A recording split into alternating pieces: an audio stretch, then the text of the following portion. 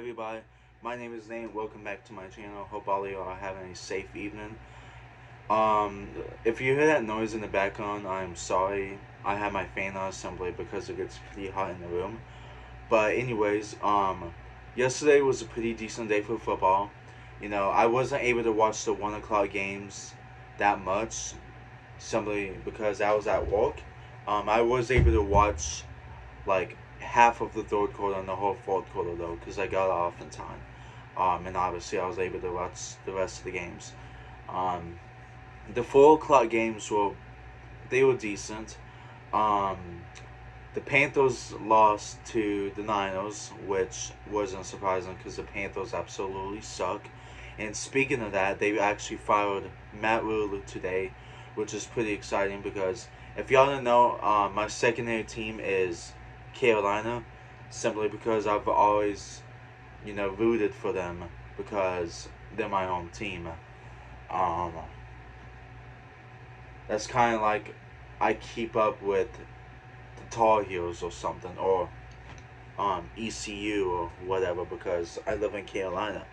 Um, Anyways, but that is very exciting to see what happens with them. I'm curious to see what they're gonna do about their coaching position. Anyways, but Carolina lost to San Francisco. Wasn't surprised. Philadelphia and the Cardinals, they played a pretty decent game. Um, the Cardinals missed what would be a game time field goal that had the Eagles winning. Um, and then obviously the Cowboys beat the Rams, which I will get to that in a second. Um, the Bengals and Ravens game, I mean that was a pretty decent game. The Ravens were pretty much in the league lead the whole time, if I remember correctly, until the final few minutes of the game. The Bengals caught up, and then they had a 1 point lead, and they couldn't stop Lamar Jackson, and well, obviously they lost by a field goal kick. Um, but tonight we have the Rams. I mean not Rams. The Raiders and the Raiders, which that's a divisional game. It may be a good game, but it could also be a blowout. Um, the Chiefs destroyed the Raiders last year. This year could be different, but we'll have to see. Anyways, but let's talk about the Rams and Dallas game.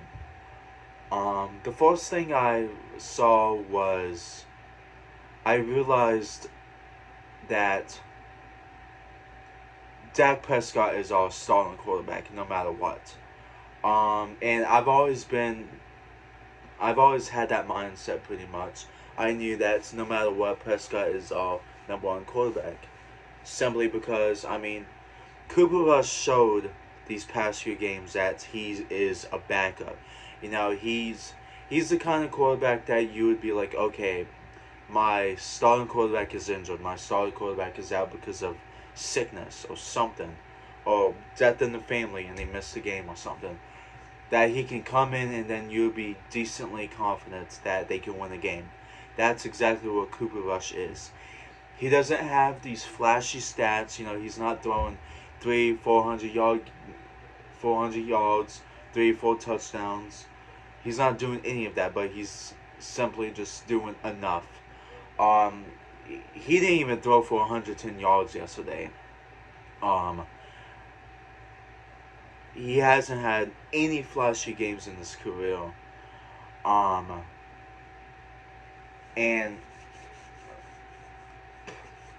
I feel like if we had Prescott in the center of these games, to where Cooper Rush was like, we probably would have put up a more bunch of points or more, you know, overall yardage. But you know, I'm happy that we're 4-1. Nobody thought. I personally didn't think that Dallas would have a good year. I thought the season was gonna be a losing season simply because Prescott went out. At first, I believe he was supposed to miss 6 to 8 weeks or 6 to 10 weeks or something, and now it was only 4 to 6, which is pretty exciting. I'm honestly excited to see what happens to this team when Prescott comes back. We have developed a formula to winning while Prescott has been out, which is simply keep pounding the ball down the opponent's throats. Dallas wins more games when they are constantly running the ball, and that's what Kellen Moore needs to realize. When Dak Prescott comes back, they don't need to have him be throwing the ball 30, 40 times, even more times a game. He's not that kind of quarterback. And obviously he done that before, but that's against the bad teams. Um, keep excuse me, keep running the ball. We win more games when we're running the ball. That's simple. Um, and I will say the biggest reason why we have been winning these games without Prescott is simply because of the defense. This defense has been outstanding. These wins sure as hell haven't been because of Cooper Rush. Obviously he's made big plays here and there, but what has he exactly done? Like I'm not saying that in a bad way, but he's done just enough to get us to win. This offense has been pitiful as well. Yesterday was very pitiful. Elliott had a decent game. Pollard had a great game. He had that big 56, 55 yard touchdown. That was absolutely beautiful. And he averaged over 10 yards a carry, which was beautiful as well. But other than that, the receivers were dropping balls. Michael Gallup had that obnoxious, ridiculous, wide open drop on 4th down and 2, I believe it was. CeeDee Lamb had once another drop that was pretty important.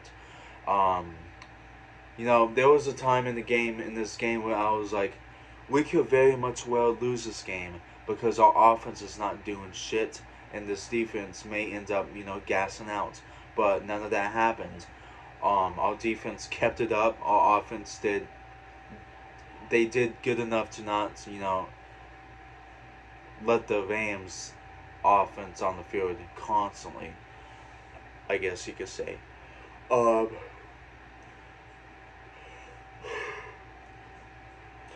realized how much of a threat Micah Parsons is. We all knew Micah Parsons was a threat. We all knew that. But it's been absolutely crazy how much he really gets held. I've seen several times where Parsons was in the quarterback's face, but he just had a arm around his throat. I think it was number 78, the dude who kept holding Parsons, like it was constantly. And Parsons had a groin injury as well, and he comes back and gets 2 sacks. Like, come on, man. Dude is an unbelievable player. I am glad we drafted him. I believe I said this earlier on in one of my first videos I made, but I was kind of upset that we did not draft J.C. Horn or Patrick Surtain or one of those players when we had a chance. We had a chance to move up in the draft or move down in the draft, whatever you want to call it, get an earlier pick, and we didn't get it. So when the Broncos got Surtain and when Carolina got JC, I was like, damn it. But then I remember when we got Michael Parsons, I was like, I've heard this name too. And obviously the first year, he played outstanding, and everybody was like, it could be a second year wonder, or he could be a first year wonder. And look what's happening. He's just being outstanding, and he definitely is in the running for Defensive Player of the Year. It's only week 5 going on week 6 this coming up Thursday, but anything can happen. The dude can have sacks every game for the rest of the year.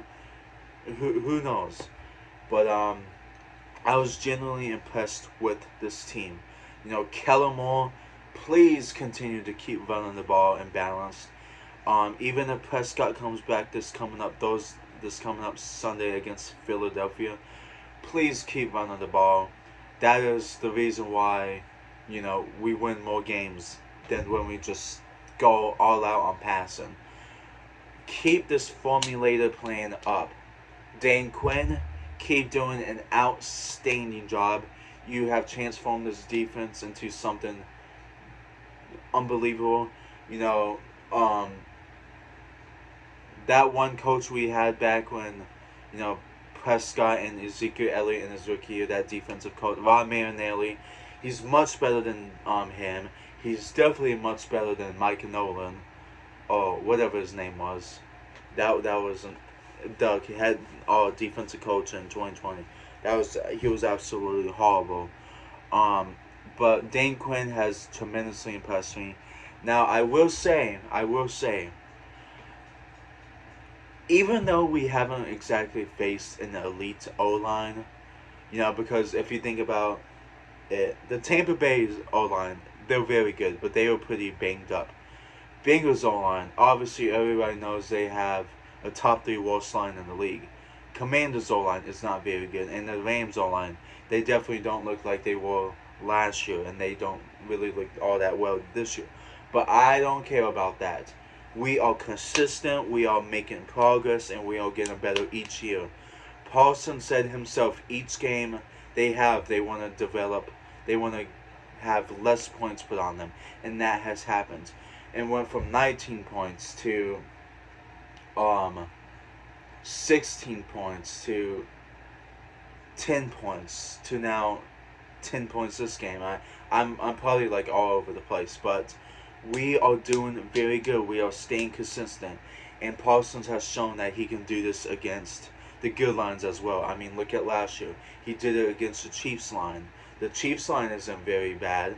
I mean, they are one of the better lines. Um, and I don't need to explain myself for that. If you don't understand and you're making excuses, that's your fault. But Dallas, we have a big test against the Philadelphia Eagles. They have not looked all that great these past two games against Jacksonville and the Cardinals, but they are a good team. Um, they do have arguably the best O line in the league, so it's definitely going to be a test to see how legit they are against a defense like ours, and see how our defense is against a legit O line as the Eagles. Um, Anyways, that is gonna be for this video. I was genuinely impressed that Dallas beat the Rams because I certainly did not think that would happen. Simply because I guess you could classify the Rams as a good team, but I don't know. They don't look the same this year. I don't. Y'all can be the judge of that. Anyways, y'all, I hope you did enjoy this video. I will definitely make a show about tonight's game. I hope it's a good game. We've been getting a lot of pretty mad games on Monday and Thursday nights. But I'll see you next time.